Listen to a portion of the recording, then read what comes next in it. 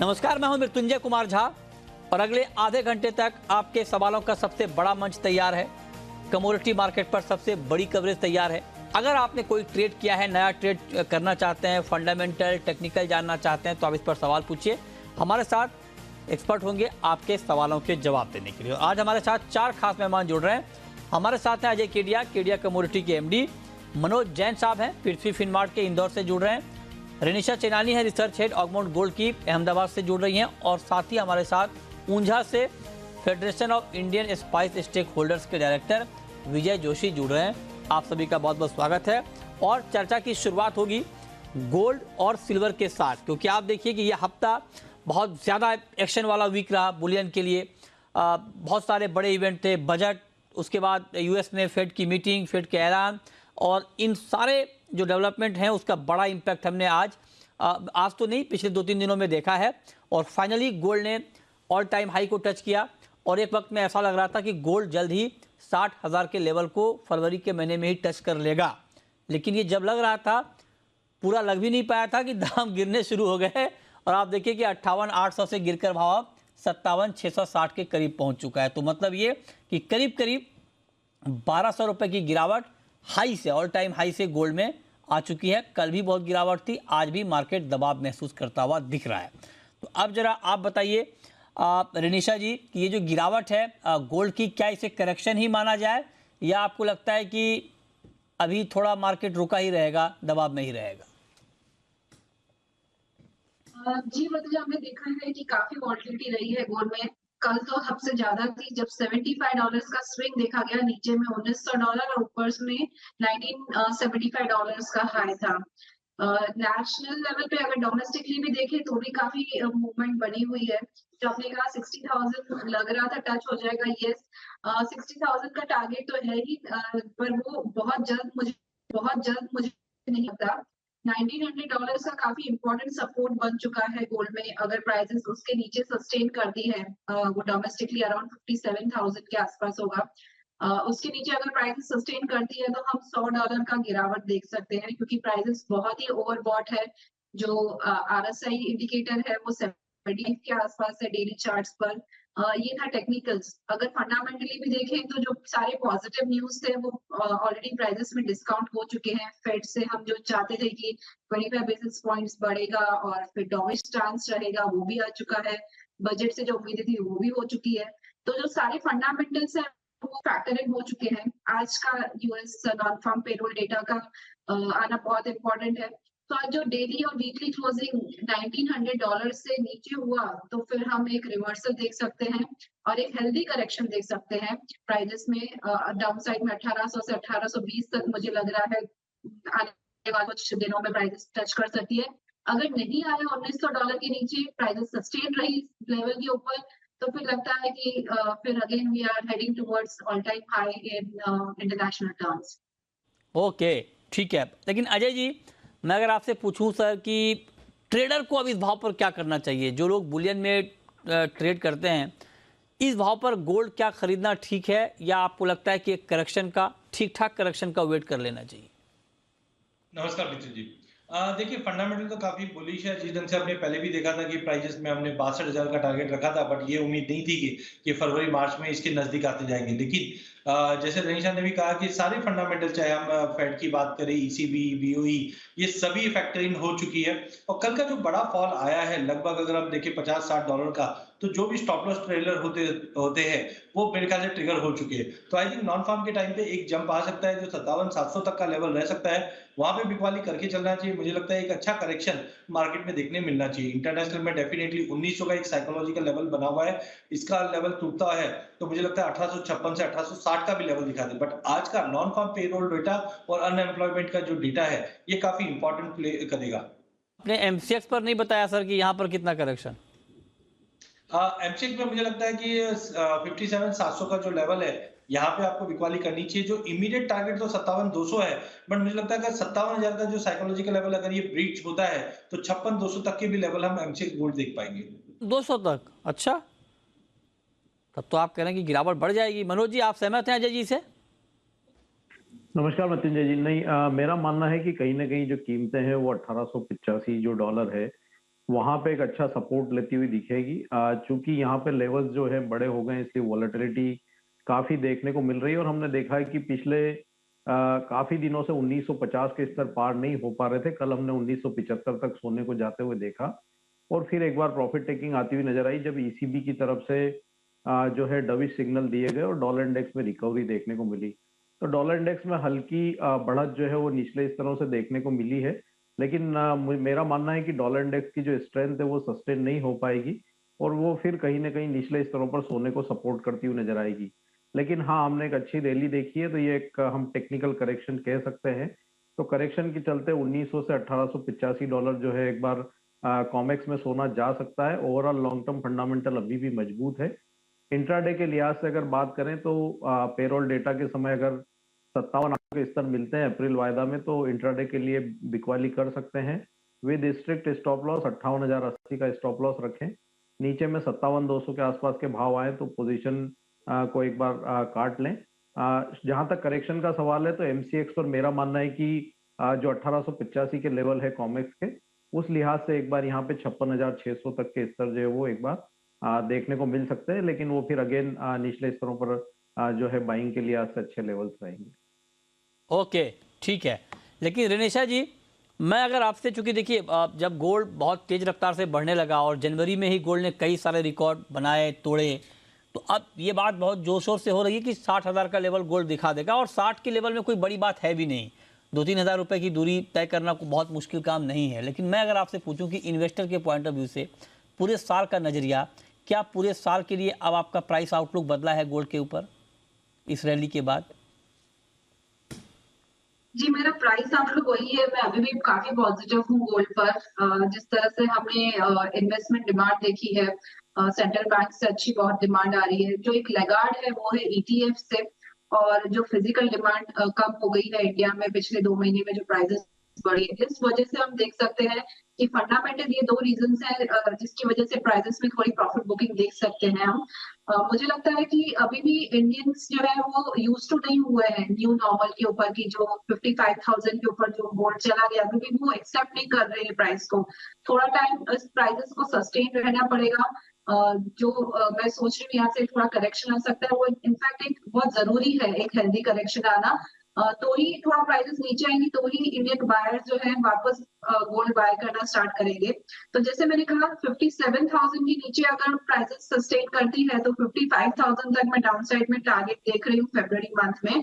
But overall जो outlook है अभी भी पॉजिटिव है। मेरा first target for this year 60,000 है और नेक्स्ट टारगेट जो है 62,000 है by the end of this year. तो वन में हम अप ट्रेंड तो नहीं देखते कोई भी कमोडिटी में, एसेट क्लास में। It is always 2 step up and 1 step down, तो 1 स्टेप डाउन लाना पड़ेगा and it would be very good buying opportunity. 55,000 के आसपास अगर मिलता है तो वापस बहुत अच्छी अपॉर्चुनिटी रहेगी, वहां पे वापस इन्वेस्टर्स को बाइंग करनी चाहिए। ठीक है, ओके। चांदी पर अजय जी आपका व्यू? चांदी में भी बहुत बड़ी तेजी आई, 2 दिन में दाम 3,000 रुपये बढ़ गए, चांदी पर ड्यूटी बढ़ी, उसका बड़ा इम्पैक्ट हुआ। अब आप बताइए कि चांदी में क्या होगा? देखिए, चांदी में भी हमारा व्यू काफी बुलिश था। हमने रिवाइज करके टारगेट 90,000 का रखा था ये साल के लिए, और जीतन से रैली हमने पिछले 3 महीनों में आती हुई देखी। लगभग 53,000 से हमने 73 के करीब पहुंचते हुए दिखाई दिया।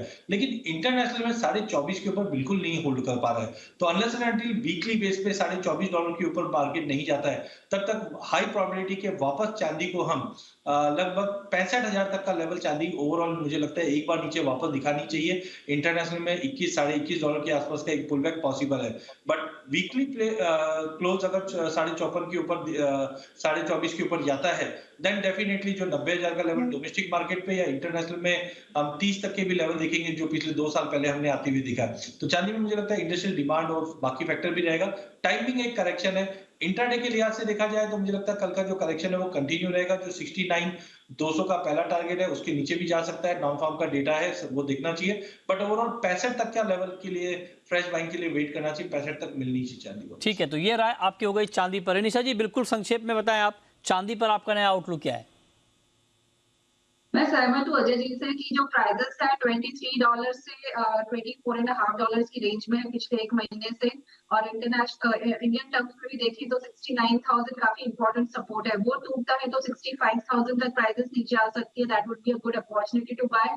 अपसाइड में आउटलुक अभी भी पॉजिटिव है। बाय द ईयर एंड हम 80,000 85,000 तक के टारगेट्स रखे हुए हैं।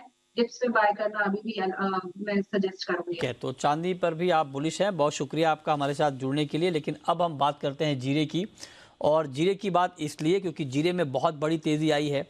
1200 रुपये बढ़कर जीरे का वायदा बंद हुआ है। 3.5% से ज़्यादा दाम बढ़े हैं। 34,185 के स्तर पे बंद हुआ है। बीच में करेक्शन आया, लेकिन उसके बाद फिर से जीरे ने कम बैक किया है। हमारे साथ विजय जोशी हैं, डायरेक्टर हैं federation of Indian spice stake holders के। जोशी जी, क्या हो रहा है जीरे में, ये रुक क्यों नहीं रहा है?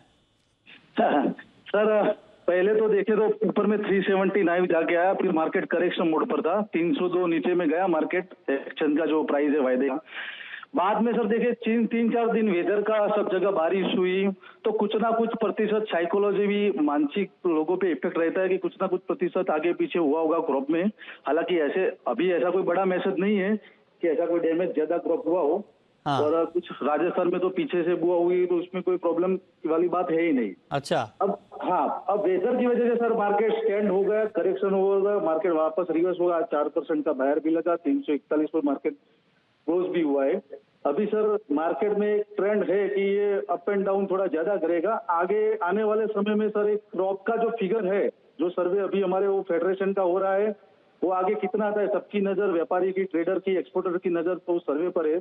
तो क्रॉप का फिगर क्या आता है, उसके बाद सर आगे डिमांड सप्लाई के हिसाब से तेजी मंदी सर होगा बड़ा। आप लोगों ने सर्वे पूरा कर लिया होगा। हालांकि सर्वे आपका जो कॉन्फ्रेंस होता है ईयरली फीस का, उसके लिए जो आप लोग सर्वे कराते हैं, तो आप लोगों ने सर्वे का काम तो पूरा करा लिया होगा।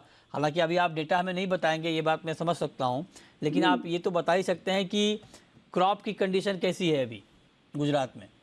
क्रॉप सर गुजरात में ऑल ओवर देखे तो लास्ट ईयर से 10% गवर्नमेंट के फिगर के हिसाब से कम थी बुआई। लेकिन कहीं पे भी ऐसा कोई, अभी 3 दिन बीच में वेदर आया, तो ऐसा कोई बड़ा डैमेज का कोई मैसेज है नहीं। ग्रोथ अच्छा है।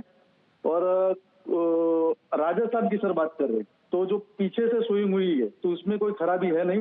यील्ड अच्छी आएगी निकल कर। अब आगे भी सर मौसम 15 दिन और भी सर बहुत काम करेगा। आगे 15 दिन भी सेफ जाना चाहिए सर। तो कह रहे हैं कि जानबूझकर दाम बढ़ाए जा रहे हैं, मार्केट में सट्टेबाजी हो रही, ऐसी आशंका भी कुछ लोग जाहिर कर रहे हैं। क्या इस आशंका में दम है? सर वायदा है, वहां पर देखो सर, वायदे में बाइंग सेलिंग दोनों तरफा होता है। इसमें कोई जानबूझकर ऐसी कोई वायदा, जिस चीज कमोडिटी में सर वायदा है, वहां पर अप एंड डाउन ऐसा फ्लक्चुएशन रहता ही है। लेकिन मार्केट कहीं ना कहीं अगर फंडामेंटल सर कहीं होगा सही, तो वहां पर आके सर वापस आ ही जाएगा। तो अभी देखे कि ऊपर से लेवल से टूटा, 70 रुपये डाउन हुआ, मार्केट वापस वेदर आया बीच में, तो वापस थोड़ा ट्रेंड रिवर्स हो गया, अभी अप साइड जा रहा है। तो थोड़ा कहीं पे से थोड़ा भी गलत जाता है तो वापस वो ट्रैक पर आ ही जाएगा। ओके, शुक्रिया विजय जी आपका जुड़ने के लिए, जीरे पर बात करने के लिए। मनोज जी, संक्षेप में बताएं सर, ट्रेडिंग के पॉइंट ऑफ व्यू से अभी जीरा आपको कैसा लग रहा है? जीरे में भी फंडामेंटल मजबूत है। 30,200 के आसपास हमने रिकवरी देखी और आज 34,100 के प्राइस हैं। मेरा मानना है कि थोड़ा अगर यहाँ करेक्शन आता है 33,300 33,200 की रेंज में, तो फिर एक बार बाय कर सकते हैं 32,500 स्टॉप लॉस से। ऊपर में 35,000 से 35,500 तक के लक्ष्य के लिए 35,600 से 35,800 की जो रेंज है, वो क्रूशियल रेजिस्टेंस जोन है। वो लेवल पार होगा तो फिर यहाँ पे अगली तेजी बनती हुई नजर आएगी। ठीक है, लेकिन फिर एक बार 35,500 के आसपास यहाँ पे मुनाफा वसूली की सलाह रहेगी। चलिए, ये बहुत महत्वपूर्ण है कि जीरे में जो भी आप ट्रेड लें, किसी भी कमोडिटी में, वहाँ पर आपके लिए स्टॉप लॉस लगाना बहुत ज़रूरी है। अब शुरू करते हैं सवाल जवाब, और पहला सवाल है कैलाश चंद्र मोदी का, सदुलपुर से हमारे साथ जुड़ रहे हैं। कैलाश जी नमस्कार, पूछिए। नमस्कार सर। नमस्कार, पूछिए सर, ये गोल्ड 60,000 से एबो ही रहेगा या लो भी होगा? 60,000 वैसे कमोडिटी में तो आनी है अभी। गोल्ड देखिए 60,000 जाए चाहे नहीं जाए, लेकिन सदुलपुर को आपने बहुत फेमस करवा दिया है। मतलब ऐसे क्या? हाँ, मतलब पूरे देश में लोग जाने लगे हैं सदुलपुर को। सदुलपुर ही है ना वो, क्या लिखते हैं आप लोग? सदुलपुर। SADULPUR। अच्छा, सदुलपुर। हाँ, देखिए पूरा सब जान गए हैं सदुलपुर। और आपका जब तो सवाल नहीं आता है, पीसीआर में जो हमारे साथियों को चैन नहीं मिलता है कि आज कैलाश जी गायब हैं, उनका सवाल नहीं आ रहा है। मेरे को भी आपसे बात नहीं हो तो चैन नहीं पड़ता है। कमाल है, आपका फोन लग भी जाता है। बहुत सारे लोग शिकायत करते हैं उनका फोन नहीं लगता है। देखिए समझ आपका लगा फोन- रहता हूँ सर।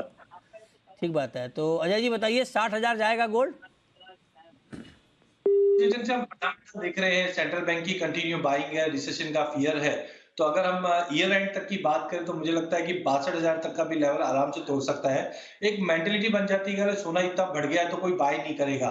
बट आप देखिए 2005 में जो 5,000 सोना था, वो आज 55-56 के ऊपर आराम से होल्ड कर रहा है। तो जिस ढंग से महंगाई बढ़ रही है तो डेफिनेटली गोल्ड भी बढ़ेगा और 60 के ऊपर 2023 के अंदर कंटिन्यू होल्ड करता हुआ दिखेगा। के नेक्स्ट कॉलर विजय हैं, पूछिए विजय जी। नमस्कार सर। जी नमस्कार, पूछिए। सर मैंने नेचुरल गैस का फ्यूचर 225 रुपए में बाय किया है। नेचुरल गैस का फ्यूचर 225 में बाय किया है? बाय किया अच्छा। हूँ मैं, लगभग 1 से 2 महीने तक उसे रख सकता हूँ। तो 300 का टारगेट चाहता हूँ, तो आ सकता है क्या अभी? बताइए मनोज जी, 300 का टारगेट संभव है क्या नेचुरल गैस में?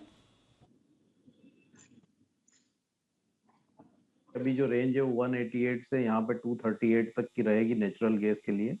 300 का लक्ष्य अभी मुश्किल है, क्योंकि अब यहाँ पे जो ठंडी का सीजन है वो भी खत्म होता हुआ दिख रहा है यूएस और यूरोप में, तो डिमांड वैसे भी कम हो जाती है और स्टॉक काफी बड़ी मात्रा में है, इसलिए तो बड़ी तेजी की अभी यहाँ संभावना नहीं है।